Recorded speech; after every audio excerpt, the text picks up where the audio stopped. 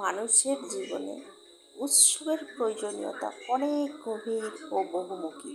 উৎসব কেবল আনন্দের দিন নয়, এর মধ্যে লুকিয়ে আছে সমাজ, সংস্কৃতি ও মানুষের মানসিক বিকাশের নানা দিক। কিছু প্রধান প্রয়োজনীয়তা হলো: প্রথমত, মানসিক আনন্দ ও প্রশান্তি। একঘেয়ে জীবনের ক্লান্তি থেকে মুক্তি দেয় উৎসব। মানুষকে নতুন উদ্যম ও ইতিবাচকতা প্রদান করে। দ্বিতীয়ত, সম্পর্কের বন্ধন দৃঢ় করা। পরিবার, পরিজন, আত্মীয় স্বজন ও প্রতিবেশীর সঙ্গে মেলবন্ধনের সুযোগ তৈরি হয়। সামাজিক সম্প্রীতি ও ঐক্য গড়ে ওঠে। তৃতীয়ত, সংস্কৃতি ও ঐতিহ্যের সংরক্ষণ। উৎসব মানুষকে তার ঐতিহ্য, ধর্মীয় আচার, লোকসংস্কৃতি ও রীতিনীতি মনে করিয়ে দেয়।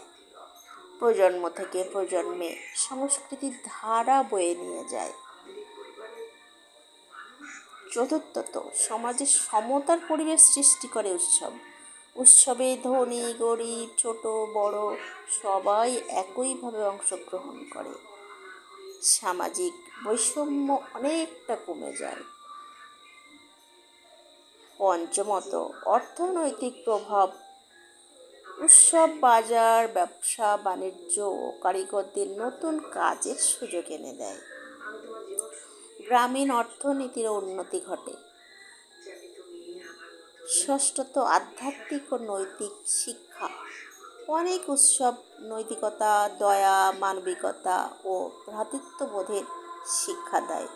ধর্মীয় উৎসব মানুষকে বিশ্বাসে দৃঢ় করে ও চরিত্রে উন্নত করে। তো উৎসব সম্পর্কে বলতে গেলে এই কথাই বলা যায়, উৎসব হলো জীবনের আনন্দময় রং। এটি মানুষের দেহে প্রাণ সঞ্চার করে, মনে আনন্দ জাগায়, সমাজকে একত্রিত করে এবং সংস্কৃতিকে টিকিয়ে রাখে। নমস্কার।